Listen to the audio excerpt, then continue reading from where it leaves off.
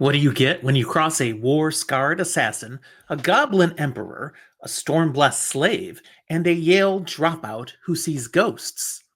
You get the 2010s, baby, one of the most gloriously diverse decades in fantasy fiction. I'm Jim. Welcome back to Fantasy for the Ages, where today we're diving into the best fantasy protagonists of each year from 2010 to 2019.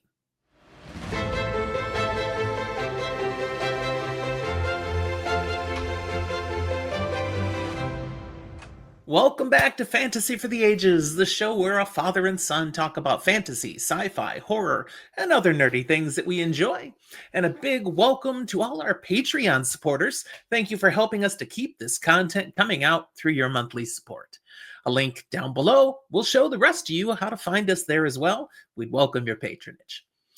One nerdy thing that we love to do on this channel is celebrate the incredible characters, worlds, and stories that define speculative fiction.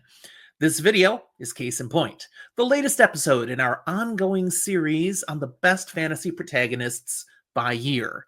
And today, it's the 2010s, 10 years of literary brilliance, unforgettable characters, and a few controversial picks, just to keep things spicy. As always, I'll be sharing the character I feel best represents the year and a fantastic runner-up. My show, my rules, my very subjective list.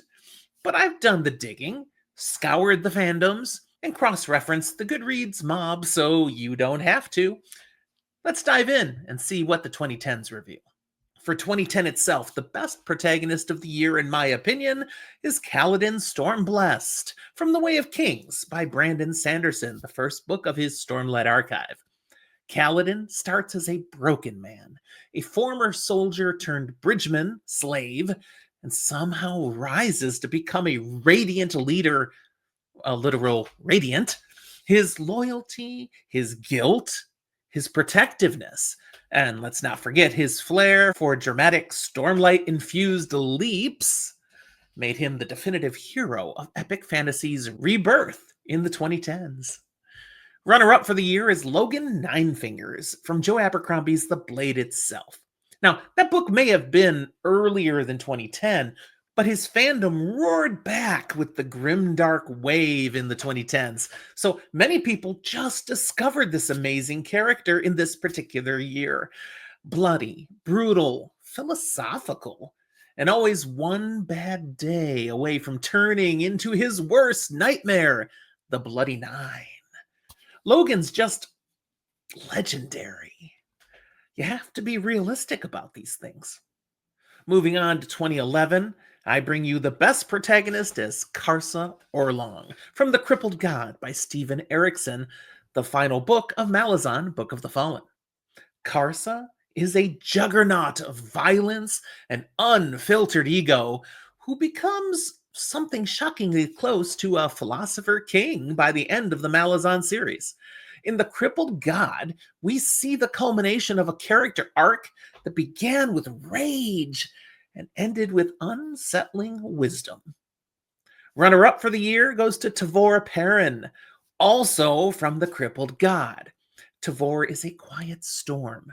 She commands without charisma, leads without magic, and still has an entire fan base in tears by the end. Honestly, these two characters together, peak Malazan. Moving to 2012, our best protagonist goes to Alina Starkov from Shadow and Bone by Leigh Bardugo. Alina begins as a nobody and finds herself the bearer of an impossible light in a world shrouded in literal darkness.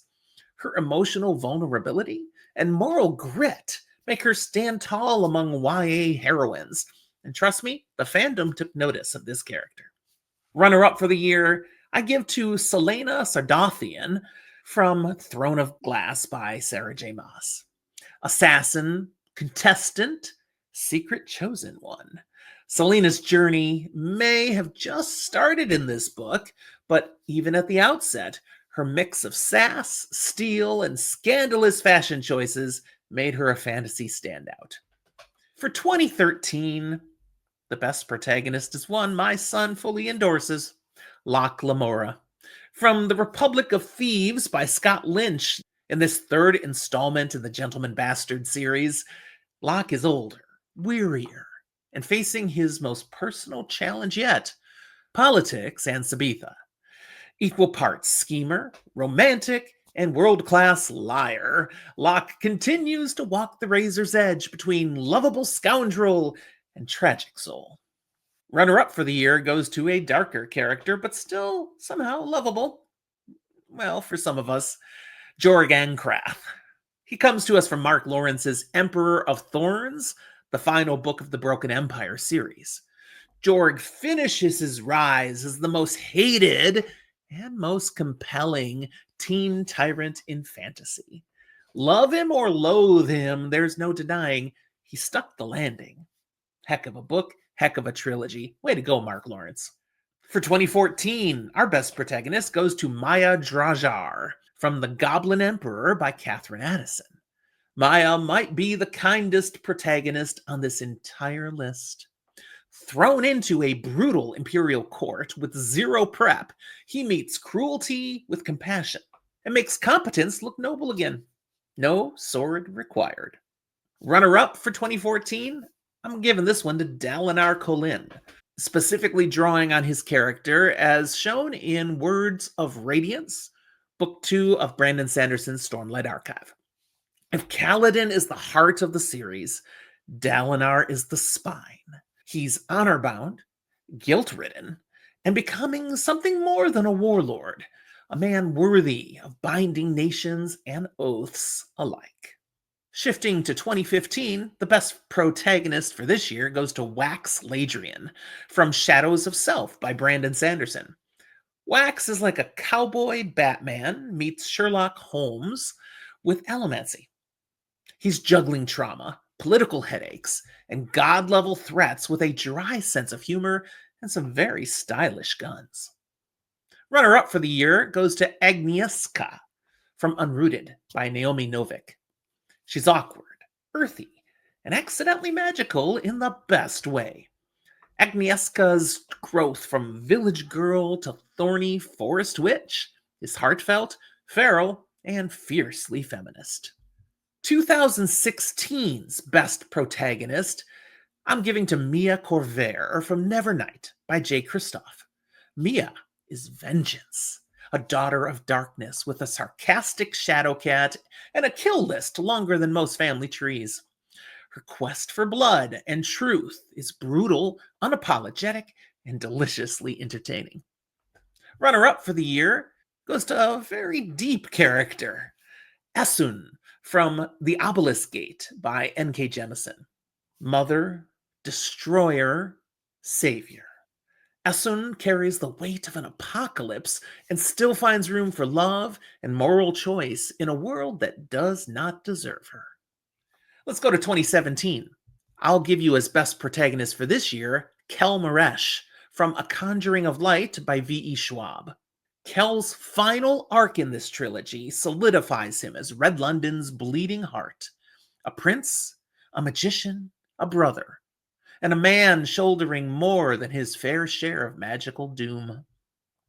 Runner-up for the year goes to Thomas Senlin. Now this draws from Senlin Ascends, which actually came out back in December of 2013. But with the sequels, fandom peaked in 2017. This is all written by Josiah Bancroft. The Tower changes people, and Thomas Senlin adapts like no other. From bumbling schoolmaster to revolutionary leader, Senlin's quiet persistence in the bizarrely bureaucratic nightmare of the Tower is the stuff of slow burn legend. For 2018, our best protagonist goes to Rin from The Poppy War by R.F. Kuang. Rin's rise is volcanic. What begins as underdog triumph becomes shamanic horror. And yet, she remains captivating all the way through. Uncompromising, unforgivable, unforgettable. Runner-up for 2018 is Circe, from the novel Circe by Madeline Miller. Miller brings mythology's most maligned woman into radiant focus. Her exile becomes empowerment, her witchcraft an art of becoming. We'll wrap up the 2010s with 2019's best protagonist, Galaxy Alex Stern from Ninth House by Lee Bardugo. Alex walks the ivy covered halls of Yale with ghosts. Literally. Gritty, sarcastic, and just a little broken, she redefines the dark academic heroine. Runner up for the year goes to Tracker from Black Leopard, Red Wolf by Marlon James. Tracker is as enigmatic as the world he stalks. Mythic, flawed, haunted, and relentlessly driven, he's a perfect mirror for the chaos and wonder around him. There you have it. My picks for the best fantasy protagonists of the 2010s.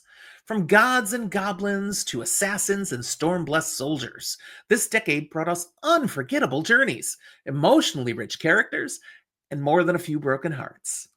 Who did I miss? Who would you put on your list?